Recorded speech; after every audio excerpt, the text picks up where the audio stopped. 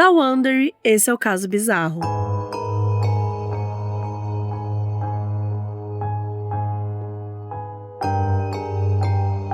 E hoje eu tô aqui com Pedro Pacífico Bookster. Olá! Oi, Mabê. Muito bom estar aqui. Tô com medo, acima de tudo.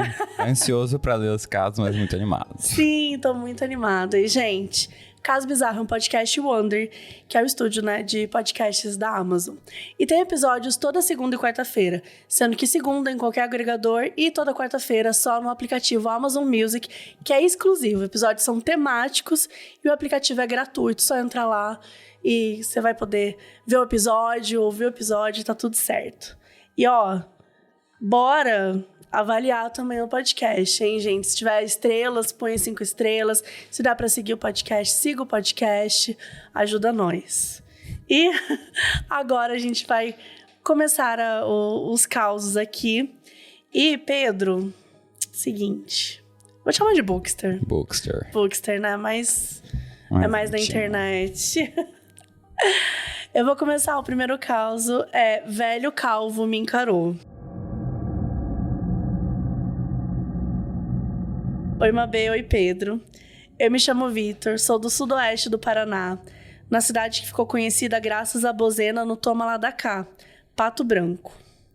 Gente, adorei. Pato Branco. Meu caso bizarro ocorreu numa casa que minha família viveu dos 12 até os 18 anos. Dos 12 anos dele, né, no caso, do Vitor.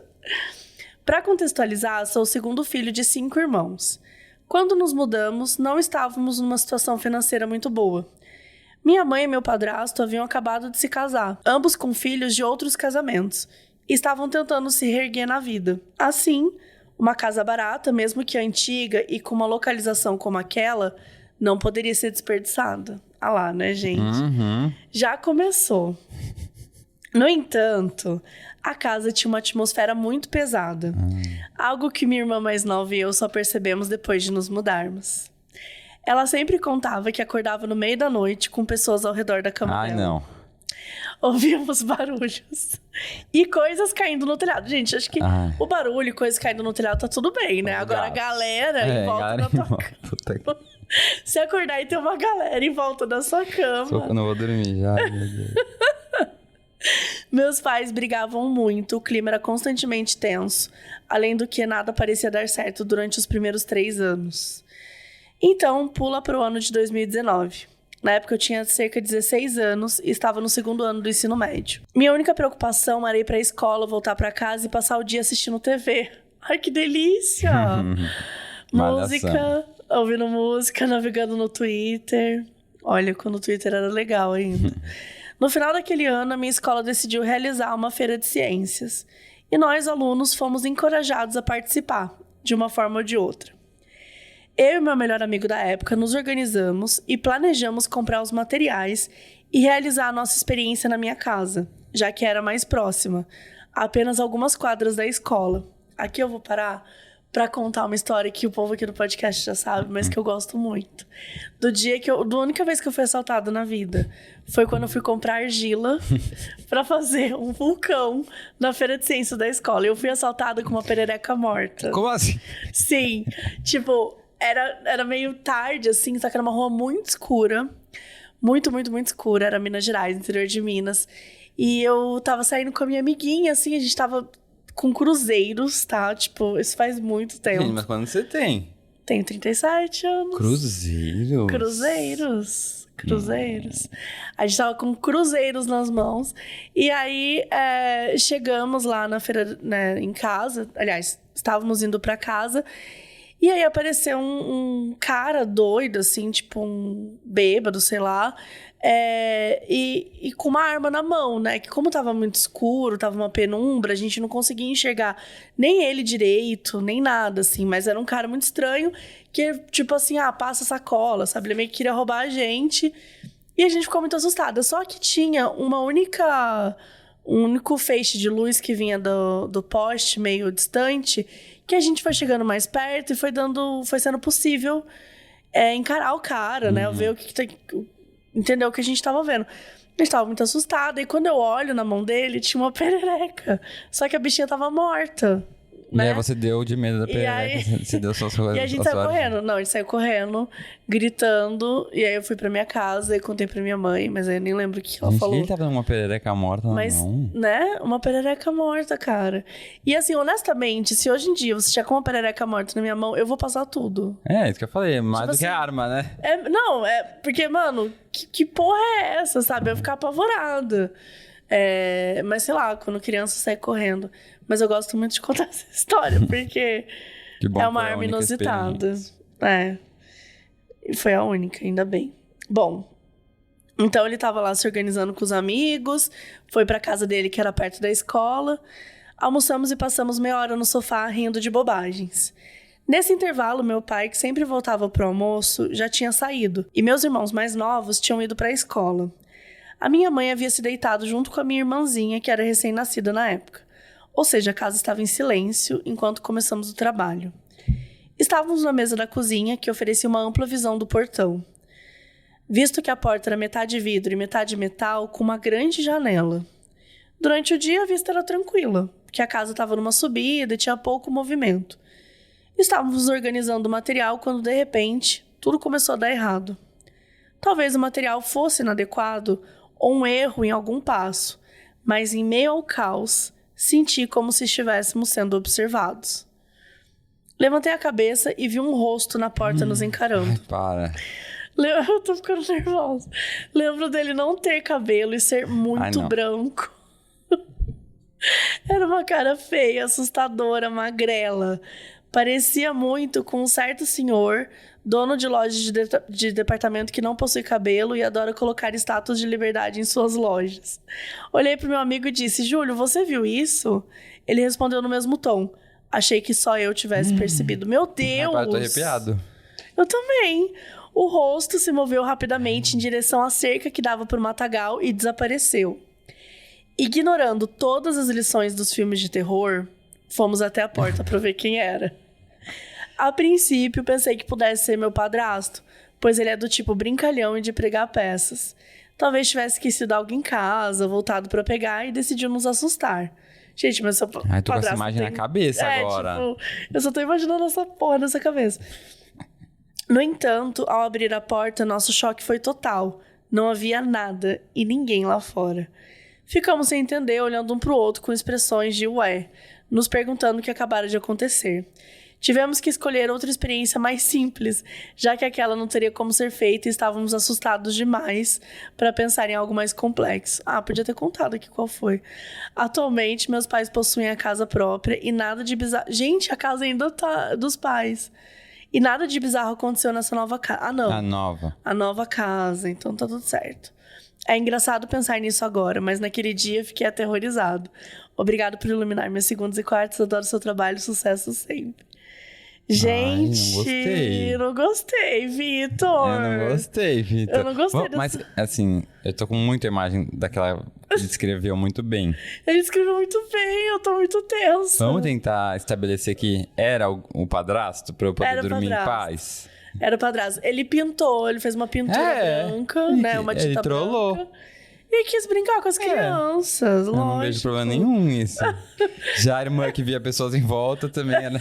Aquela galera que ela tava vendo em volta da cama. Eram os amigos do padrasto que eles trouxeram. Exato. Eles tinham um clube do susto.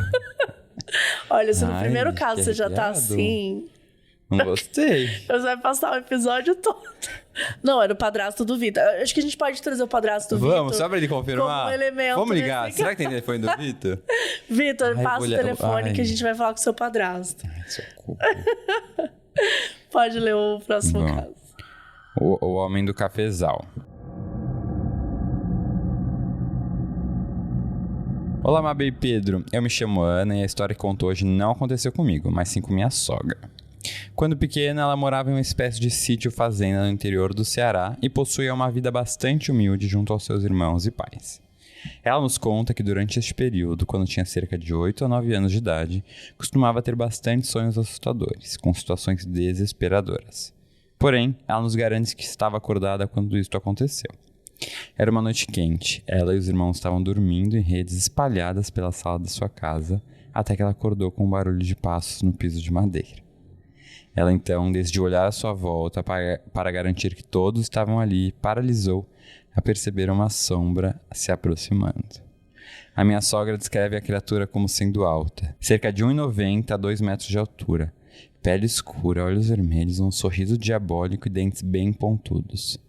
Vestia um gorro e bermuda também vermelha, sem camisa. Ela conta que ficou encarando a aparição, sem reação alguma por um bom tempo, até decidir fechar os olhos e rezar, na esperança de vê-lo desaparecer. O que efetivamente aconteceu. Amém. Depois disso, a criatura nunca mais voltou a aparecer e ela não sabe nos explicar o que poderia ter sido, apenas o apelidou de o Homem do Cafezal. Nós até cogitamos se tratar do Saci, já que muitas pessoas... imaginei isso. Eu também imaginei. Já que muitas pessoas relatam ter visto personagens do folclore em todas as regiões do Brasil.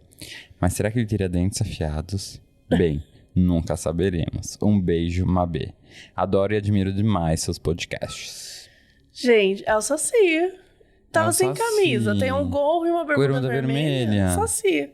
É o Não Saci. não tem como. É, só os dentes realmente bem pontudos. Realmente eu nunca vi uns... Talvez fosse um cruzamento de Saci com vampiro. Pode ser. Né? Pode.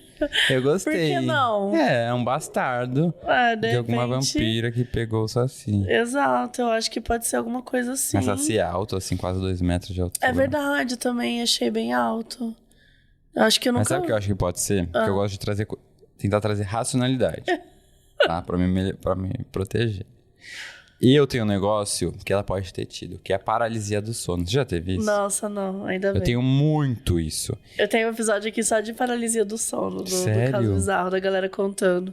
Eu tenho muito, assim, muito. E Então você vive apavorado. Eu fiz isso, sim. Por isso que eu tô aqui hoje.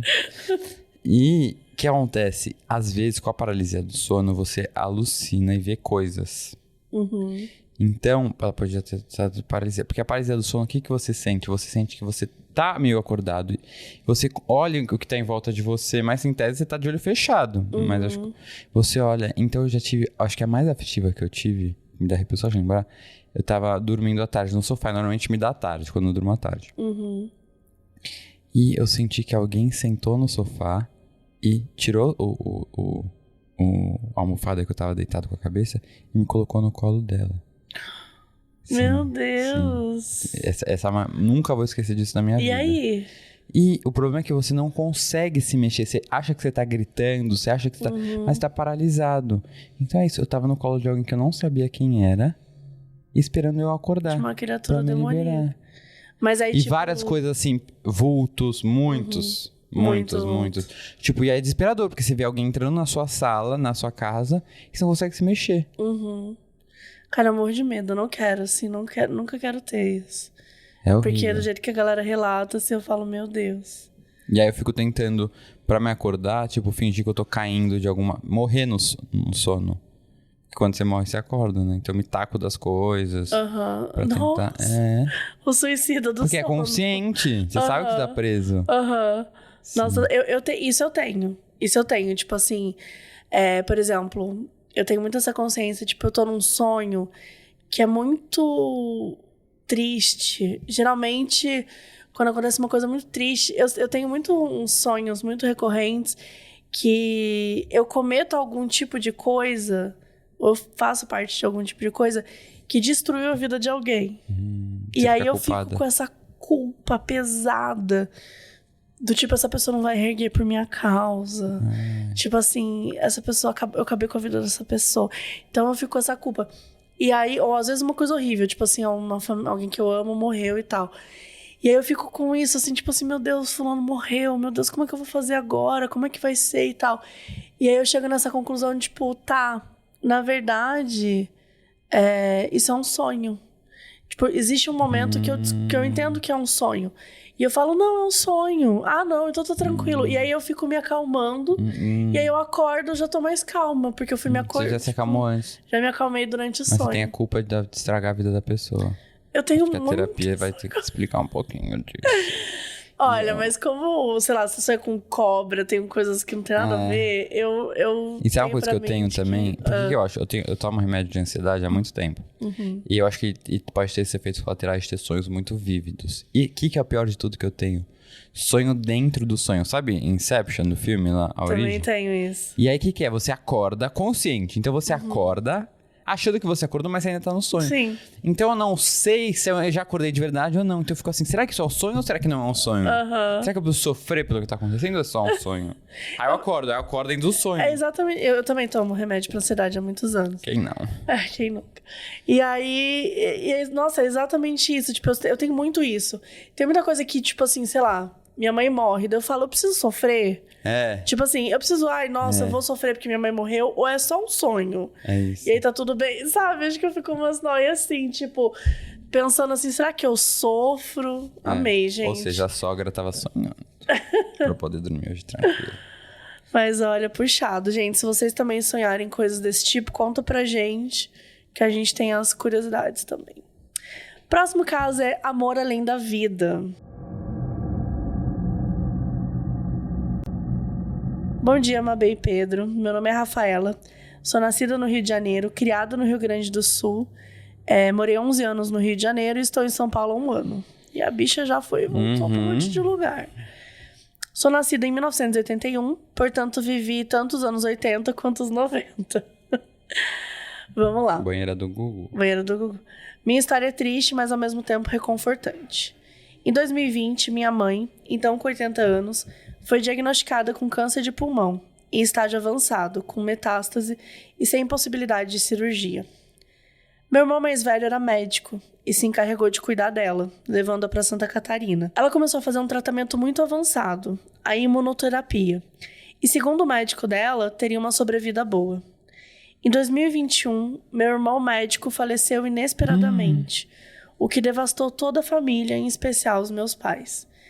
Dizem que a perda de um filho é a maior dor que existe, e eu, apesar de não ter filhos, acredito. Com a morte dele, minha mãe não queria se tratar mais. Inteligente como era, conseguiu convencer a todos que estava fazendo o tratamento e que o médico teria dito que ela poderia parar de tomar medicação. Na época eu fiquei muito mal, porque eu era muito ligada ao meu irmão. Até que eu me recuperei e resolvi trocar de trabalho e cidade. Em junho de 2022, me mudei para São Paulo. Comecei a preparar tudo para trazer meus pais do Rio Grande do Sul, apesar da relutância de ambos. No entanto, em setembro de 2022, a doença da minha mãe evoluiu muito, tendo chegado até o cérebro. Trouxemos ela para São Paulo e ela foi internada. Ela chegou ao hospital sem nem saber mais quem eu era.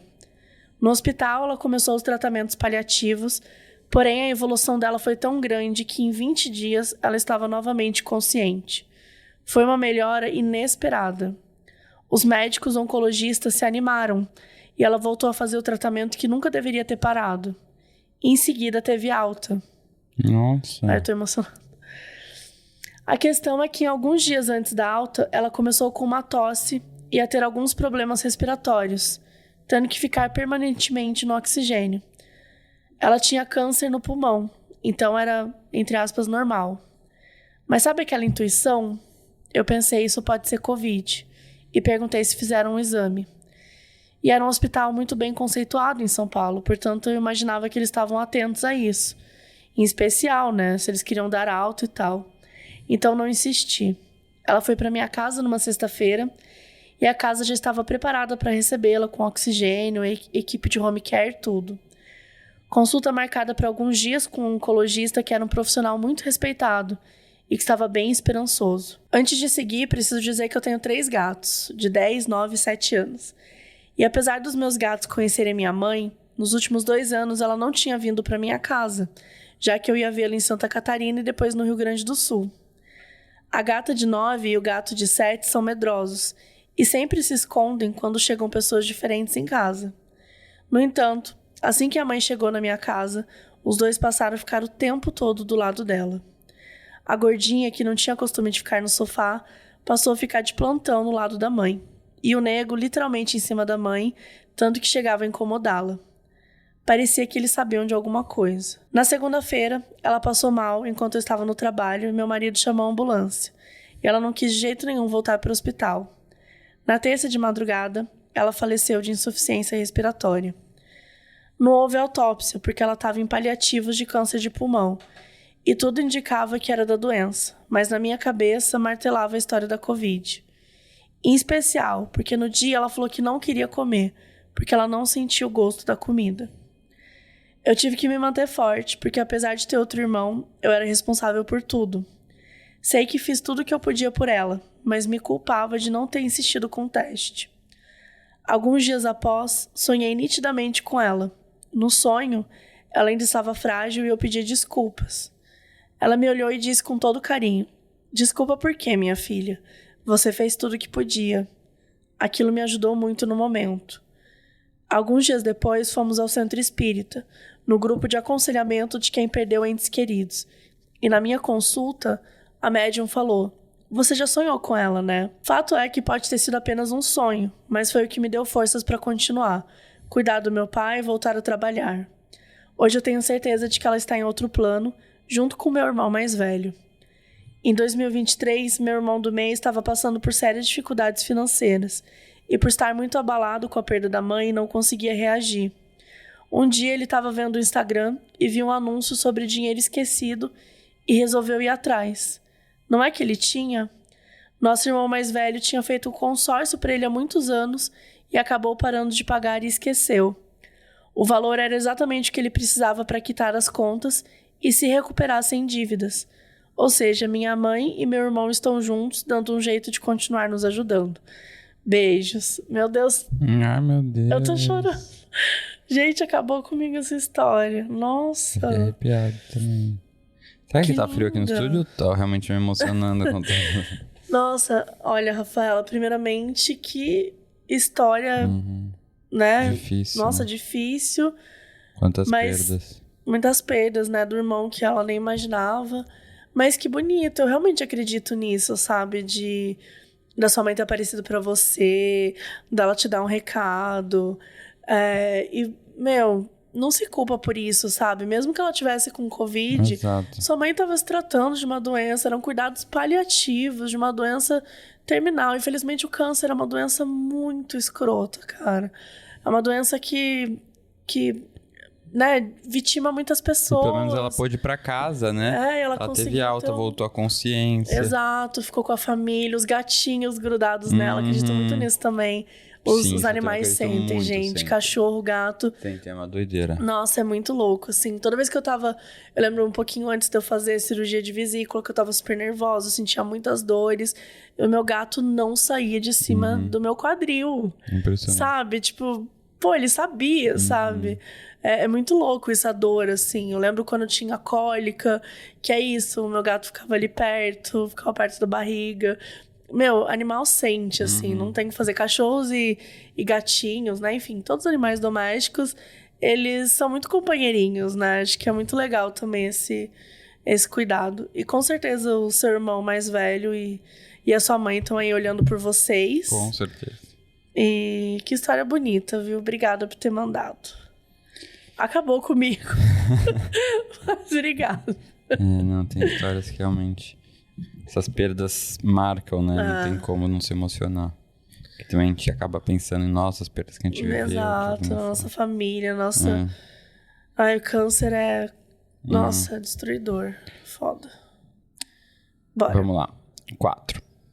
A bolsa de cachorro disputada no mundo espiritual. A gente sai de uma história que destrói a foto aqui da bolsa do cachorro, não tô aguentando no final. Ai, meu Deus. Vamos lá. Oi, Mabê. Oi, Pedro. Meu nome é Bárbara, moro no litoral de Santa Catarina, mas a história é ambientada na saudosa terrinha de Minas Gerais. Antes de partir para o meu caso, queria dizer que eu adoro o podcast e acho sensacional a maneira como vocês envolvem os ouvintes. Acompanhar o caso e o modus é um vício. Inclusive, eu virei um operander por influência da protagonista da história, minha irmã Brenda. Partindo para a história, queria começar com uma ambientação. Olha, ela faz todo o cenário dela. Eu era criança, menor que 10 anos, dividia o quarto com minha irmã Brenda, 3 anos mais nova. Nosso quarto era composto de 2 camas que ficavam paralelas, uma em cada parede. A da minha irmã estava posicionada logo na entrada do quarto. Na frente dela tinha um armário cheio de brinquedos. Como boas crianças dos anos 90, tínhamos de tudo um pouco. Desde a coleção infinita de geloucos, eu amava.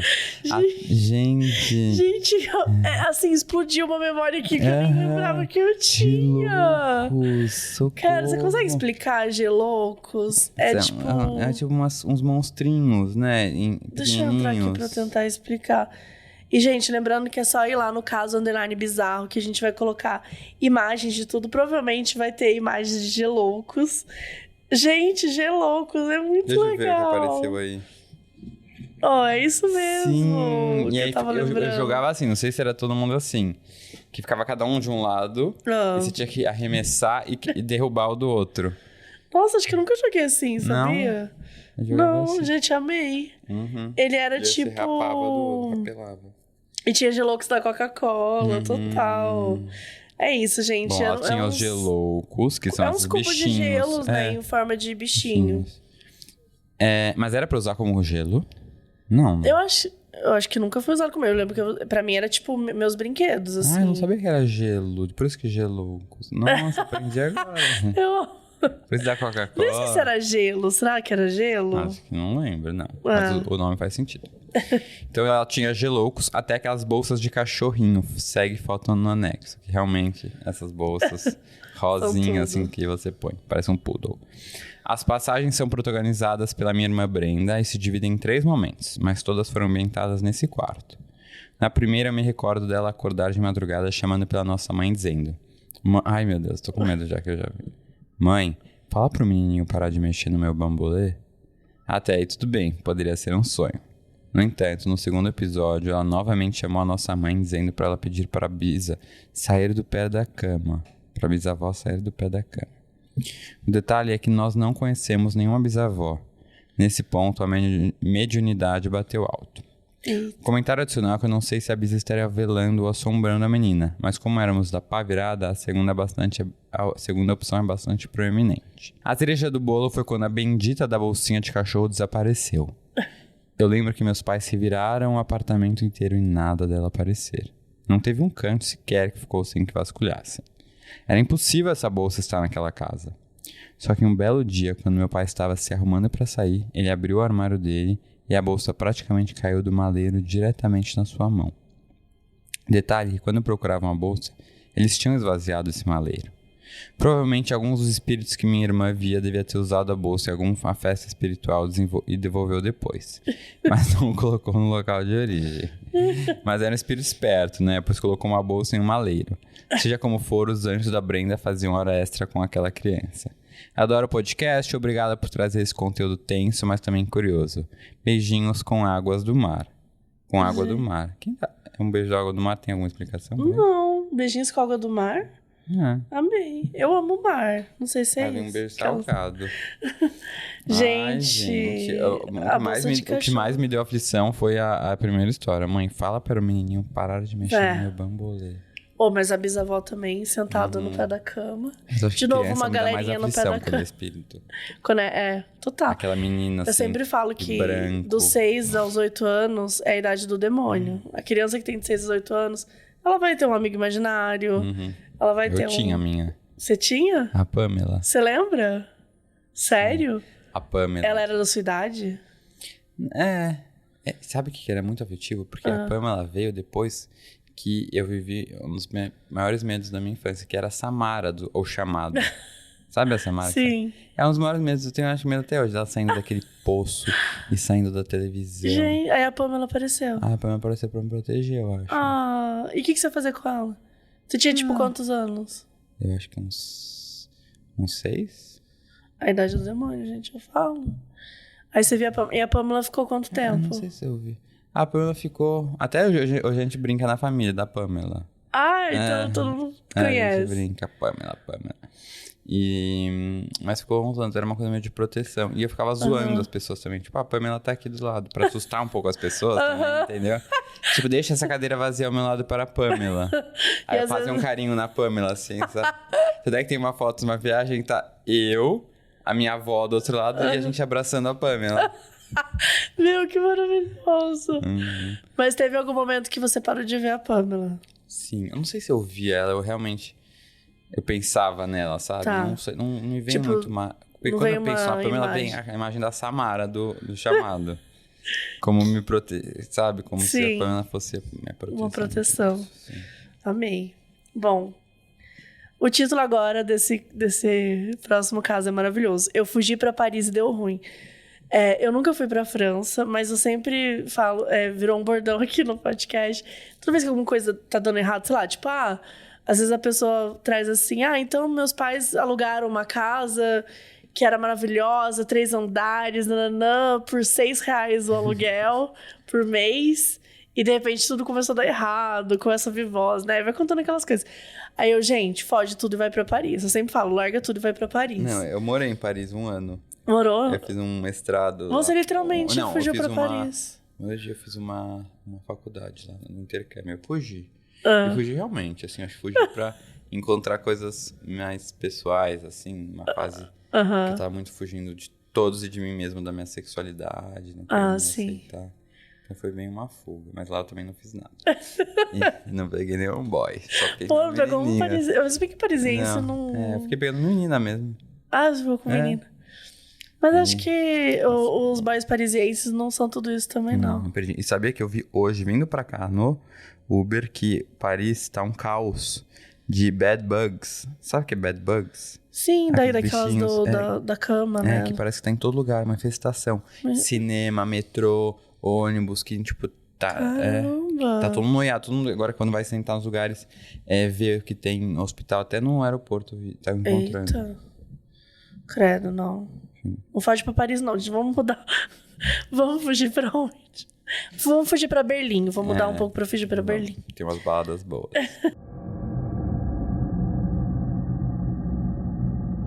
Olá, Mabel e Pedro. Quando criança, tive uma infância normal. Brincava na rua enquanto as mães sentavam na calçada para tricotar entre elas. Morava num bairro no subúrbio do Rio de Janeiro, onde todos se conheciam desde a infância. Ah lá, Manuel Carlos, né? Subúrbio do Rio de Janeiro. Todas as crianças frequentavam o mesmo colégio. A professora era mãe de um aluno. Os funcionários do colégio eram todos amigos de longa data, ou seja, tudo bem familiar. Eu tinha por volta de 7 anos quando um dia eu acordei e disse para minha mãe que naquele dia não teria aula, pois a professora Marisa havia falecido. Acho que eu ri porque, ele que falou, né? Não é que... Não sei se a Marisa morreu, não. Minha mãe, muito assustada, me perguntou de onde eu tirei essa ideia, pois no dia anterior todos nós vimos a Marisa na saída da escola e ela estava bem. Então eu avisei. Eu vi, ela estava sentada no sofá da casa dela de vestido florido. E hoje a professora Silene vai te contar que é verdade. Minha mãe falou, para de besteira, foi só um sonho ruim. Gente, eu vou ficar apavorada. Se essa Marisa morrer, eu vou ficar apavorada. Nós nos arrumamos e fomos ao colégio. Chegando lá, a professora Silene já estava no portão principal do colégio, onde todos já se encontravam chorando e muito emocionados. Então veio a notícia. Marisa havia falecido na noite anterior enquanto assistia a novela em casa. Eu não senti nada, pois já sabia que aquilo tinha acontecido. Minha mãe ficou muito assustada e nunca mais tocamos no assunto. Por volta de 1 ano depois, outro caso. Eu que gostava de passar algumas tardes na casa do Sr. Almir, que morava no fim da rua. Ele era um senhor gentil, que tinha um enorme quintal com pomar, onde eu subia nos pés de manga, jabuticaba e goiaba para comer a fruta do pé, enquanto conversávamos sobre a vida. Ele devia ter uns 80 anos. Era enxuto, parrudo e dono de uma cabeleira lisa e branca, sempre sem camisa e meias de compressão nas pernas. Eu amei essa descrição. Um dia estava sentada na calçada e o vi passar. Então, prontamente, me levantei para cumprimentá-lo e ele me olhou sério, sem sorrir, e continuou caminhando e ali eu entendi. Aquele era o espírito dele. Então, corri para casa e avisei. Mãe, o seu Almir morreu. Minha mãe, sem levar muita fé, mais desconfiada, porque eu era uma criança estranha, foi até a casa do Sr. Almir para verificar se estava tudo bem, porque ele morava sozinho. Chamou e bateu no portão por uns 5 minutos, até que a vizinha veio e informou que naquela manhã uma ambulância havia buscado o Sr. Almir, já que ele havia passado mal. No dia seguinte, tivemos a confirmação através da filha dele. Sr. Almir tinha infartado no quintal e não resistiu. Eu chorei, mas não só pela tristeza de perder um amigo, e sim porque não pude me despedir e ia sentir saudade. Hoje o terreno da casinha dela deu lugar a um prédio tenebroso. Com 12 anos eu tive um sonho. Eu acordava, colocava minha blusa da Mônica e um shortinho amarelo de pó a branco. Ia pra cozinha tomar café com os meus pais e descia pra brincar no quintal com os meus primos. Eu morava numa vila com a minha família, onde cada núcleo vivia numa casa e todas eram ligados por um grande quintal. Eu combinei isso com a minha família. De quando a gente estiver mais velho, as minhas primas, na verdade, da gente morar num... Tipo, a gente vai morar numa cidade do interior e a gente vai comprar um terreno, aí vai fazer uma churrasqueira no meio, assim, e aí todo mundo vai ter uma casinha em volta. Sonho. Perto da hora do almoço, meu avô, como de costume, foi tomar seu banho para almoçar, enquanto eu e meu primo brincávamos de qualquer coisa no quintal. Então ouvimos os gritos da minha avó, seguidos de batidas na porta de alumínio. Meu pai desceu a escada e arrombou a porta. Eu estava atrás dele e pude ver antes que ele me expulsasse. Meu avô deitado no chão, de bruços, nu e com a água do chuveiro caindo em seu corpo. Nesse momento eu acordei. Era madrugada, estava tudo escuro. Me forcei a voltar a dormir. No dia seguinte, ao acordar, tinha esquecido disso tudo, pois sempre tenho sonhos reais e assustadores. Então, coloquei minha blusa da Mônica, meu shortinho amarelo de pó branco, e quando passei pelo espelho do quarto e me vi naquela roupa, lembrei de tudo como num flash. Sentei na mesa e disse: mãe, não vai trabalhar hoje, o avô vai morrer. Ela disse para eu não dar importância a isso, pois meu avô estava bem e saiu para trabalhar. Gente, a mãe dessa menina... Nossa, a mãe dessa não vai menina... deixar a criança dormir pra não sonhar. Cara, ela falou assim: meu Deus do céu, chega, garota, chega. Perto da hora do almoço, eu já estava ciente do que aconteceria. Apenas sentei na escada e desatei a chorar. Esperei os gritos da minha avó, meu pai desceu correndo, passou por mim, eu fui atrás dele e pela segunda vez estava vendo meu avô falecido, vítima de um infarto fulminante no chão do banheiro. Após isso, buscamos centros espíritas e tudo necessário para dar início ao meu tratamento espiritual, que controlou, mas não eliminou todas as minhas habilidades mediúnicas, mesmo hoje me considerando uma pessoa ateia. Por fim, ano passado fui fazer um intercâmbio de 1 ano em Paris. Morava no subsolo de uma casa bem grande no subúrbio parisiense e no meu andar tinha uma porta que sempre ficava fechada e trancada com chave pelo senhorio. No fim do ano, todos viajaram para Londres e ficaram apenas eu e o gato em casa.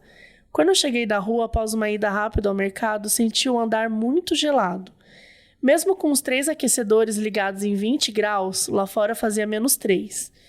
Então, passando pelo corredor, vi a porta que sempre estava trancada, aberta, com a chave na porta. Eu escutava muitos barulhos estranhos na casa, mas sempre coloquei na conta da família que morava no andar de cima.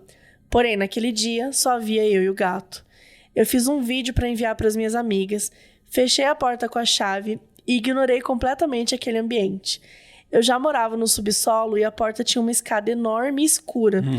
E o ar que vinha de baixo era extremamente gelado. Naquela noite em especial, ventou muito e a casa fez muito barulho. O gato, que nunca dormia comigo, passou a noite paralisado na ponta da minha cama. Desculpa o textão, tentei resumir, tinha muitas coisas para contar, porém esses são os principais acontecimentos. Segue o vídeo e foto da escadaria sinistra de Paris. Ai, gente, eu vou ter que... Eu não sei se eu quero ver a imagem da escada. Nossa, gente, pelo amor de Deus. Pelo amor de Deus, essa escada. Você precisa de um vídeo depois de ter visto essa imagem? Deixa eu ver isso. Olha isso! Gente, isso é filme de terror. Sapato. Gente, uma escada horrível. Tava aberto. Não tinha ninguém na casa. Para. Não, ó. Gente. Meu Deus, vamos lá. Eu não sei nem explicar isso. Tudo é concreto, tudo concreto, né? Como se tivesse em reforma. Concreto, como se tivesse muito em escuro. reforma. Muito escuro. A foto vai estar no caso Underline Bizarro. Tem uns sapatos. Tem, sei lá, 3 pares de sapatos. Mesmo. E agora eu vou ver o vídeo. Ai, não, tá tudo certo. Se tivesse alguma coisa... E pra você ver a imagem, é só ir lá no Instagram, Caso Underline Bizarro. Vou colocar o vídeo também, né? Se ela anexou, tá tudo certo. As histórias dela sonhando com as pessoas, gente. Doideira. Tudo, né? E ela fugiu pra Paris, aí o que aconteceu? Hein? Cara, esse porão aí, eu acho que eu teria denunciado, viu? Sei lá. Tipo, o que são esses sapatos, sabe? Da mesa de ser uma pessoa sequestrada. Exato, tá... tipo, me pareceu uma coisa muito... abriu, deixou aberto aquilo. Porque ela mora lá, né? Tipo... Sozinha. Não, não com outras pessoas, porque as pessoas viajaram pra Londres. Viajada. Olha, você tem que trazer mais contexto aí do... Não, vamos lá, vamos porra fazer é uma essa? investigação pra ele lá. Sabe o que aconteceu e se você contou pras pessoas que moram na sua casa, enfim. Conta mais pra nós depois. Ai, vamos pra última história. Caminhada noturna com senhora sinistra. Oi, Mabê e Pedro. Meu nome é Isadora, sou do interior de São Paulo e o meu caso não é nada sobrenatural, eu acho. Mas ainda assim bizarro. Estava no ponto de ônibus em uma avenida bem conhecida na minha cidade. Era um domingo e estava tudo vazio. Surgiu uma senhora que parecia muito apressada, pedindo-me ajuda para atravessar a rua. Achei estranho, pois não havia automóveis por ali, e ela não parecia ter dificuldades para andar. Mesmo assim, não vi motivo para recusar ajuda. Assim que me levantei, ela cruzou um braço no meu e segurou firmemente com as duas mãos. Eu ainda achava esquisito, mas não estava com medo. Auxiliei no que ela pediu e estava preparada para voltar ao ponto de ônibus, mas ela apertou um pouco mais meu braço e pediu para que eu continuasse com ela até a próxima esquina. Aceitei. Ao chegar, ela não me soltou e pediu que eu a acompanhasse só até uma farmácia visível na outra quadra. Ela falava apressadamente e continuava apertando meu braço. Aceitei. Mas neste momento, meu raciocínio já me dizia que a farmácia seria uma chance de pedir ajuda se eu precisasse, pois não havia mais ninguém na rua. Eu já saía correndo, né? Na frente da farmácia, ela mais uma vez queria que eu continuasse até a próxima quadra. Recusei, dizendo que precisava voltar. Ela me encarou sem soltar meu braço, então puxei-o com certa dificuldade para me livrar dela. Já estava me preparando para fazer um escândalo pedindo socorro, mas a senhora finalmente me soltou e voltou a andar apressadamente, sem olhar para trás. Esperei ela se afastar o suficiente para me sentir segura antes de voltar para o ponto de ônibus. Passei os minutos até o ônibus aparecer com receio de ela aparecer de novo, mas nunca mais a vi. Nunca saberei qual era o objetivo dessa mulher a me levar de rua em rua, ou se não havia objetivo algum. Por favor, me ajudem a entender esse caso. O que vocês acham que ela queria? Obrigada por ler e parabéns pelo trabalho tão maravilhoso com o podcast. Sou fã desde quando era um quadro do Modos. Meu Deus do céu, acho que a pessoa não tava muito bem, né? Cara, eu... Às vezes tinha algum problema psicológico. Podia ser alguma coisa. Mas eu sempre penso pior, né? Eu também, eu já pensei que ela já tava levar... comunada com alguém. Eu alguém também, vai estar no beco, vai te sequestrar. roubar. Porque tem, gente... Olha, depois que inventaram as pessoas ruins... Sabe, essa coisa, tipo assim, gente que pede ajuda. Porque eu sou muito solista, assim. Eu sempre ajudo todo mundo na rua, assim. Eu tenho uma coisa meio mineira também. Tipo, às vezes eu ajudo a pessoa nem tá precisando, sabe? Uma coisa que eu fico olhando tudo em volta pra dar conta de tudo, assim. Até uma coisa meio exagerada. Mas eu aprendi a deixar isso só pra lugares públicos com muita gente. Lugares, assim, tipo... preciso de ajuda. Sinto muito. Mas, olha, pra mim é muito difícil hoje em dia, assim, ajudar. Tipo, uma pessoa que, sei lá, peça ajuda e tiver num lugar afastado, sabe? Eu vou me sentir um lixo. Mas se não tiver gente perto, não vou fazer. Porque pra mim é um jeito de, sabe, se atrair a pessoa e... Olha, foram muitos episódios do Modus Operandi pra eu chegar aqui hoje e falar assim, não, vai lá, ajuda, eu não vou ajudar, não. Não, esse negócio de sei lá, pessoas estranhas e confiar. Eu tava viajando com a minha ex-namorada. Aí era o dia de voltar, a gente pegou um Uber pra ir pro aeroporto. E aí a gente acho que deu uma dormida. O Uber tava cansado. Eu durmo muito em carro, ela também dormia. E aí, do nada, a gente acorda. Era noite, era voo de madrugada. Do nada a gente acorda, o carro tá parado, sem ninguém dentro, só eu e ela. Sim, num subúrbio. Tipo, num lugar afastado, parado. Não era uma avenida indo pro aeroporto. Aí eu que acordei primeiro. Isso foi onde? Em Londres. Eu acordei primeiro. Aí eu... Marina, acorda. Onde é que a gente tá? Ela, meu Deus, começou a meio gritar assim. Falei, calma. Aí tava trancada a porta, assim, do carro. Falei, que porra é? Falei, fudeu, né? Minha cabeça é totalmente trágica. Imagina tudo pior do mundo. Aí eu falei, fica aqui que eu vou descobrir o que tá acontecendo. Aí eu não olhei, não tinha ninguém em volta, ninguém. Aí eu consegui destravar, apertei o botão na frente pra destravar o carro, me estiquei, aí eu saí. Meio coisa de filme assim, fica atrás de mim que eu vou te proteger. Aí nisso eu vejo o cara assim, no outro lado do quarteirão. Eu começo a gritar. Eu falei assim, será que eu corro? Será que a gente corre? Deixa tudo pra trás, as massas. Aí eu comecei a gritar, ei, o que tá acontecendo? Em inglês, né? O que tá acontecendo? Aí ele, calma. Eu falei, não, pelo amor de Deus, o que tá acontecendo? Eu comecei a gritar, help. Desculpa. Nossa, isso é horrível. Bom, no fim, não é. O que ela disse? No, sorry. Ele era. Não falava tão bem inglês, tá? Toilet. Bom, ele tinha parado pra fazer xixi na rua. E eu achei que ele tava sendo sequestrado. Pelo amor de Deus, eu ia ter um treco. Não, eu achei que eu ia morrer. Nesses uns 30 segundos até eu conseguir abrir a porta do carro. Eu digo, help! Então, isso que eu falo, tipo, meu nível de desespero é tão grande que eu não consigo dormir no Uber. Tipo, num táxi, eu não consigo. Tipo, de tão medo que eu fico, assim. Tipo, eu fico muito... Cara, é foda, né? A gente fica muito neurótico com as coisas. Eu sou trágico. Eu sou aquela pessoa que pega uma criança no colo e imagino tudo que de ruim vai acontecer. Eu vou tropeçar, a criança vai cair, em cima dela. Meio zoado. Eu fiz um intercâmbio em Londres uma vez. E eu lembro que no primeiro dia era pro transfer me pegar no aeroporto. E não apareceu. E aí tava dando horas e eu fiquei lá sozinha e tal. E tipo, eu tinha horário pra entrar na minha acomodação. Não era tipo... Era tipo até umas 5 da tarde. E isso já tava tipo umas 4 da tarde. Eu falei, mano, fudeu, sei lá, o que vai acontecer comigo? Tipo, né? E eu não tinha... tipo, não tinha smartphone.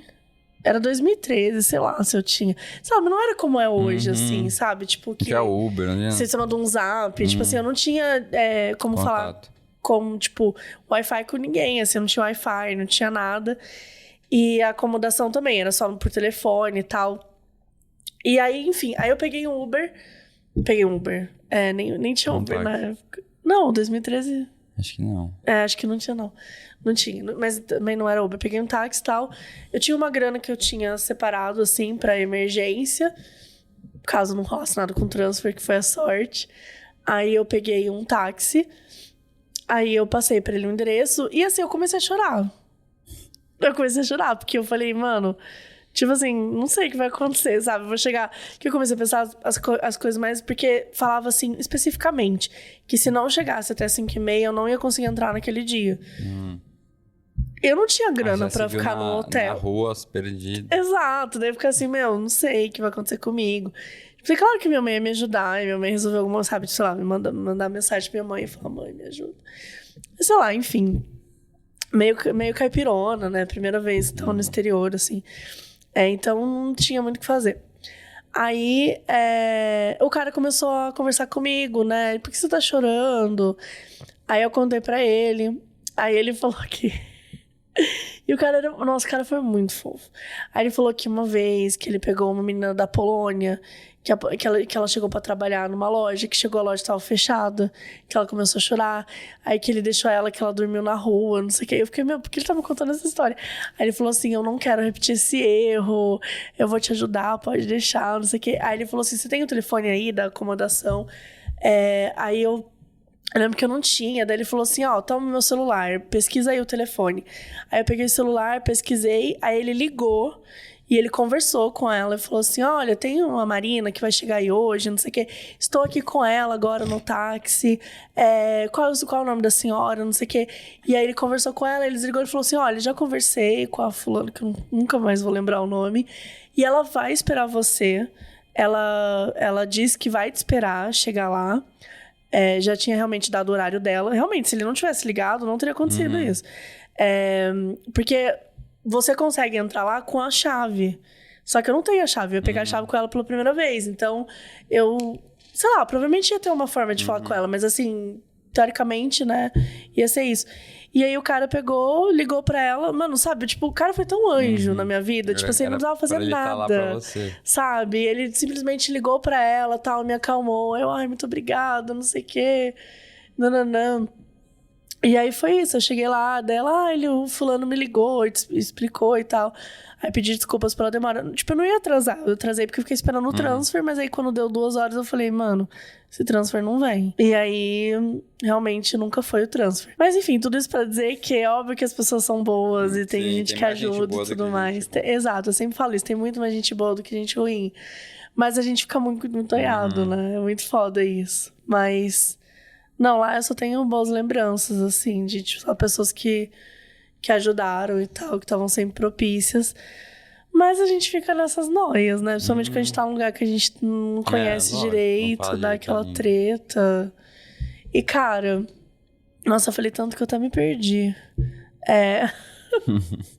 Mas o que eu ia falar é que, no fim, talvez a senhorinha só precisasse de ajuda mesmo, né? Exato. Mas a gente fica nessa. Mas ela nos comunicou direito com a menina. Ficou só apertando. Não, quando falou, vamos pra farmácia, passou a farmácia que continuar. Aí dá ruim. Bom, é isso. Eu espero que você tenha gostado do episódio. Eu amei. Foi muito legal ter você aqui. E, ó, hoje... que não sei quando vai ao ar, mas no dia da gravação tá saindo a participação da Mabê no meu podcast Daria um Livro. Sim. Que a gente falou sobre o livro de modos e também outros assuntinhos, mas tá muito legal. Bora ouvir lá. E é isso que eu ia falar pra você. Onde que a gente te encontra? Fala do seu livro que você tá lançando, conta dos seus projetos, seu arroba. Fale aí sobre o seu jabá. Boa. Momento jabá. Meu arroba é @bookster. Eu tô nas redes sociais falando sobre livros, falo de filmes também, viagens, mas mais de livros. Tenho o podcast Daria um Livro, que toda semana eu, junto com a Sofia Alckmin, que está apresentando comigo essa segunda temporada, entrevistamos pessoas ligadas a livros de alguma forma, que compartilham dessa paixão, autores, apaixonados por livros, leitores. Se encontra em todas as plataformas de streaming. Também tenho Twitter, TikTok, e acabei de lançar meu livro faz 1 mês e meio, que é o 30 Segundos Sem Pensar no Medo, publiquei pela editora Intrínseca. E eu vou trazer uma mistura de como a literatura me ajudou nos meus momentos mais importantes da minha vida. Acho que o tema principal talvez seja a minha dificuldade em aceitar a minha própria sexualidade, né? Então, como desde criança eu já me percebia um menino diferente e como eu reprimi isso por muitos anos, como isso afetou minha saúde mental, as crises de pânico, crises de ansiedade que eu tive. Isso também eu falo bastante de perdas que eu tive na minha vida. Falo de muitos momentos a partir dos livros que eu já li. Então, tem muita dica de livro nesse meio, porque eu vou trazendo os livros daqueles temas que eu já li, que me ajudaram. É uma mistureba bem gostosa e espero que vocês gostem, para quem se interessou pelo tema, para quem gosta de ler. E muito obrigado, Mabê, adorei aqui, adoro o seu trabalho, vocês são um sucesso no Modos e aqui também no Caso Bizarro. Adorei os casos, tô com medo, principalmente a primeira história, que eu não tô conseguindo esquecer, aquela cara careca. Gente, aquela cara branca vai nos perseguir pro resto da vida. Então mas era o padrasto, tudo certo, resolvido. Obrigada por ter vindo e até o próximo episódio. Pela Wonder, a produção executiva é de Fábio Silveira, Jessica Redburn e Marshall Lewy. Produção e apresentação, Mabê. Roteiro, Mabê e Thiago Pesanetic. Editor, Felipe Dantas. Identidade visual, Felipe Banjo. Produtora, Bruna Vilela.